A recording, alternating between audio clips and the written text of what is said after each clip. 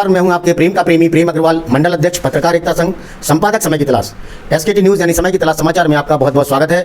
आज हम चर्चा करेंगे। भाई साहब नमस्कार, अपना परिचय देकर के मुझे बताएंगे। भाई साहब नमस्कार, समय की तलाश आज जितने भी लोग देख रहे हैं उन सबको मेरा प्रणाम पहुँचे। मैं उदय लोहारी, भारतीय जनता पार्टी झांसी जिले का उपाध्यक्ष हूँ। अभी आपने बताया विभाजन विभीष का एक इतिहास का वो काला दिवस है। 14 अगस्त 1947 को जब हम आज़ाद हो रहे थे, उसके पहले जब बंटवारा हुआ हिंदुस्तान और पाकिस्तान का, तो विभाजन जब हुआ विश्व में ऐसा कभी नहीं हुआ। सत्ता हस्तांतरण हुई, सब कुछ हुआ, लेकिन यहाँ ज़मीन की अदला बदली हुई और लोगों का भी ट्रांसफ़र हुआ कि हिंदू वहाँ से इधर आए और इधर से मुसलमान वहाँ जाए। लेकिन सत्ता के कांग्रेसी लोगों ने कह दिया जो भारत में मुस्लिम रहना चाहते हैं वो रहें, जिसको नहीं जाना हो ना जाए। लेकिन वहाँ से जब विभाजन की विभीषिका हुई तो इतनी लाशें भेजी गई ट्रेनों पे लाद करके, बैलगाड़ियों में लाद करके। उस टाइम कोई ज़्यादा व्हीकल नहीं थे, लेकिन और हमारी माताएं बहनें हिंदू और सरदार और सिख और पंजाबी सबकी जवान बेटियों को उन्होंने रख लिया और उनके माता पिता को मतलब हाँ इतना मार काट करके उनकी लाशें भेजी। हजारों आदमियों की लाशें जब आई तो भारत में एक दुख की स्थिति। और हम लोगों ने क्या किया कि जब हम लोग आज़ाद हुए जी, तो आज़ादी के बाद में जब कांग्रेस की सत्ता पे आई तो वहाँ का पहला जो शिक्षा मंत्री बना, उसने हमको ऐसा पढ़ाया गया हमारी शिक्षा की जो पुस्तकों में कि बिना खड़ा बिना ढाल के हमें आज़ादी मिल गई। तो फिर जब आज़ादी बिना लड़ाई के मिली है तो फिर ये सरदार भगत सिंह और सुभाष चंद्र बोस ये शहीद क्यों हुए? और इतना बड़ा दुर्भाग्य है वो साल जब शुरू हुई 14 अगस्त 1947 को, और तब से लेके आज तक विभाजन की विभीषिका हर वर्ष होती है, हमेशा होती है। अभी आपने देखा होगा बंगाल में हो रही है। 90 के दशक में कश्मीर से कितने हिंदुओं को मारकाट किया गया, लेकिन हम हिंदू इतने सुप्त अवस्था में रहते हैं कि ये उसके कश्मीर में हो रहा, हमारे घर सुरक्षित है। आपने कश्मीर का नाम लिया। जब देश आज़ाद हुआ उस वक्त कश्मीर में हिंदू या अल्पसंख्यक जो थे उनकी जनसंख्या कितनी थी और भारत में मुस्लिम की जनसंख्या कितनी थी? आज कितना बदलाव आ गया है, ये भी एक कारण है इसका। जब हम लोग आज़ाद हुए जी, तो उस टाइम पे भारत में लगभग 3 करोड़ मुसलमान थे। आज हम लोग 13 करोड़ से अधिक मुसलमान इस भारत में हो चुके हैं, और इतने पाकिस्तान में भी नहीं है। अभी वर्तमान में एक पाकिस्तान हमारे घर में पल रहा है। अब हम हिंदू लोग भगवान राम को देखते हैं, पूजा करते हैं, दुर्गा जी को देखते हैं, पूजा करते हैं, कश्मीर काली माँ को देखते हैं, लेकिन हम लोग कभी उनके हाथ में लिए हुए धनुष को नहीं देखते।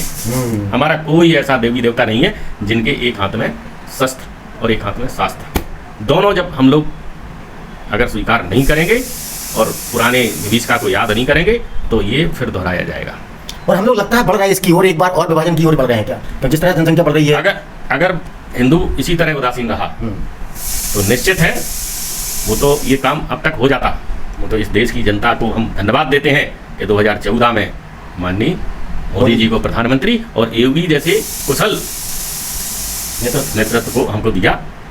मगर हमें दुख इस बात का है कि अभी जब 24 का चुनाव हुआ तो जब हम वोट देने गए तो हम लोगों ने निजी स्वार्थ और जाति को देख करके हमने वोटिंग कर दी। उसका परिणाम ये हुआ कि लोकसभा में विपक्ष के नेताओं ने जिस अभद्रता और अशिष्टता का परिचय दिया, तब भी हिंदू नहीं जागा। हम दुर्भाग्य कह सकते हैं इसको। इस आज विभीषिका जो मनाया जा रहा है, आज लोग उसको दुख के रूप में मना रहे हैं, तो उसके बारे में आम व्यक्ति के साथ आप क्या कहना चाहेंगे? आम व्यक्ति को विभाजन विभीषिका सभी बच्चों को गूगल पे सर्च करना चाहिए। आजकल सबके हाथ में इंटरनेट है, सबको जानना चाहिए कि किस तरीके से हिंदुओं का कत्लेआम हुआ था और पुनरावृत्ति ना हो, उसको याद करके हम लोगों को उसके लिए सचेत रहना चाहिए। एक और चूंकि आप संगठन से जुड़े हैं, भाजपा के जो आज सत्ता में है, पिछले 10 वर्षों से केंद्र में और राज्य में भी है, एक बात कही जाती है कि हमारे हिंदू समाज के जो ग्रंथ हैं उनको नहीं पढ़ाया जाता है, उनके लिए छूट नहीं है, बाकी और धर्मों के अपने स्कूल चल रहे हैं और चल रहे हैं। तो इसके बारे में कुछ कहना चाहेंगे आप? ये सत्य है कि हमारी जो शिक्षा पद्धति थी वो लॉर्ड मैकाले की द्वारा दी हुई शिक्षा पद्धति हम लोग आज तक इस्तेमाल कर रहे थे, लेकिन पहली बार माननीय मोदी जी ने अब शिक्षा नीति में परिवर्तन किया है। अब आगे जो भी NCERT की पुस्तकें आएंगी उसमें भारतीय संस्कृति को समायोजित करते हुए सांस्कृतिक पुनरुद्धार अब पढ़ाया जाएगा। पहले की जो शिक्षा, आप सही कह रहे हैं कि हमने पहले ही बताया कि देश आज़ाद हुआ और शिक्षा मंत्री भारत का ऐसा रहा जिसने जानबूझ करके हम लोगों को ऐसा ग्रंथ पढ़ाया गया जो सत्य नहीं था, हमको झूठ पढ़ाया गया। आज हमारे बच्चे वही जानते हैं। लेकिन अब आगे आने वाले समय में भारतीय संस्कृति, भारत के जो महान थे उन सबको पढ़ाया जाएगा और वो पाठ्यक्रम में शामिल कर दिए गए हैं। 15 अगस्त की सभी को हार्दिक शुभकामनाएं देना चाहते हैं। और भाई साहब, एक चीज़ हम आपको और बताना चाहते हैं, ये शायद बहुत कम लोगों को पता होगी। जब 1947 में हम लोग आज़ाद हुए थे तो एक एग्रीमेंट ड्राफ्ट तैयार हुआ था जी। उसमें ये था कि ये आज़ाद नहीं कर रहे हैं, ये 100 साल का एग्रीमेंट कर रहे हैं। अच्छा। और 100 साल के एग्रीमेंट में अभी 78 ईयर हुआ है। जी जी जी।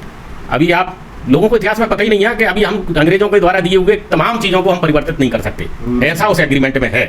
मतलब हम सत्ता में होने के बाद भी हम नहीं कर सकते। जैसे king George medical college Lucknow का एक बार नाम परिवर्तित करने का कोशिश की थी, लेकिन वो चूंकि एग्रीमेंट में था तो हम लोग नहीं कर पाए। जैसे संसद भवन है, अंग्रेजों के द्वारा बनाई हुई जो भी बिल्डिंग है हम उनको नहीं बदल सकते।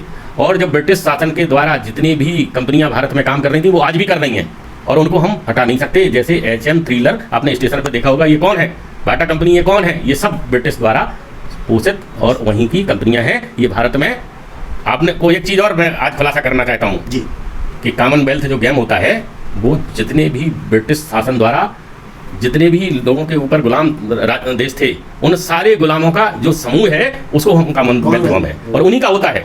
और आज भी कोई भी देश का राष्ट्रपति, प्रधानमंत्री किसी भी देश में जाएगा तो उसको पासपोर्ट और वीज़ा की ज़रूरत होती है। लेकिन इंग्लैंड की महारानी अगर भारत में आएंगी तो उनको कोई पासपोर्ट और वीज़ा की ज़रूरत नहीं है। और जितने देश गुलाम थे उन सभी देशों में, ये बात दर्शकों को मैं बताना चाहता हूँ कि ये बात आप सबको जानकारी होना चाहिए कि जितने भी देश में और कॉमनवेल्थ गेम में वही देश शामिल होते हैं जो ब्रिटिश द्वारा गुलाम थे। उन गुलाम लोगों का समूह है, उन समूह का जो गेम होते हैं। और उनकी महारानी आज भी, हाँ, जब प्रणब मुखर्जी यहाँ के राष्ट्रपति थे और ब्रिटेन की महारानी जब भारत में आई तो पहले नंबर पे नाम ब्रिटेन की महारानी का था और 2वें दर्जे पे नाम प्रणब मुखर्जी का था। ये इतिहास में दर्ज है। आप चाहो तो यूट्यूब पे है, हर चीज़ आप लोग खंगाल सकते हो। मैं आज इतने बात का खुलासा करता हूँ। ये बड़ा दुर्भाग्यपूर्ण है जो आपने बताया है। और इसका मतलब जैसे आपने ये बताया कि 100 वर्ष का एग्रीमेंट हुआ था, तो क्या 100 वर्ष बाद हम फिर से गुलाम होने की स्थिति में आ जाएंगे अगर वो एग्रीमेंट ब्रेक हो जाएगा 100 साल बाद? लोगों को अब सोचना होगा। भारतीय संस्कृति की अगर सरकार रहेगी तो निश्चित है कि हम लोग उस एग्रीमेंट को नकार सकते हैं। लेकिन अगर ब्रिटेन, इंग्लैंड की महारानी के द्वारा जो सुपुत्र पैदा हुए हैं उनको कैसे, विदेशी महिला का एक पुत्र है जो भारत में विपक्ष का नेता है, तो वो कैसे भारत की संविधान को लागू कर पाएगा? आज आपने मुझे बड़ी रुचिकर जानकारी दी और हम अपने जो दर्शक हैं और पाठक हैं उनको भी ये सारी जानकारी देंगे। और 15 अगस्त की आपको भाई साहब बहुत बहुत शुभकामनाएं, हार्दिक बधाई। आप भी अगर आप चाहें तो सबको बधाई दे सकते हैं। सभी दर्शकों को हमारी हार्दिक शुभकामनाएं। और भारतीय संस्कृति को आगे बढ़ाते हुए अगर हम लोग नहीं सचेत हुए तो विभाजन की विभीषिका और ये कॉमनवेल्थ के गुलाम हम लोग हमेशा बने रहेंगे।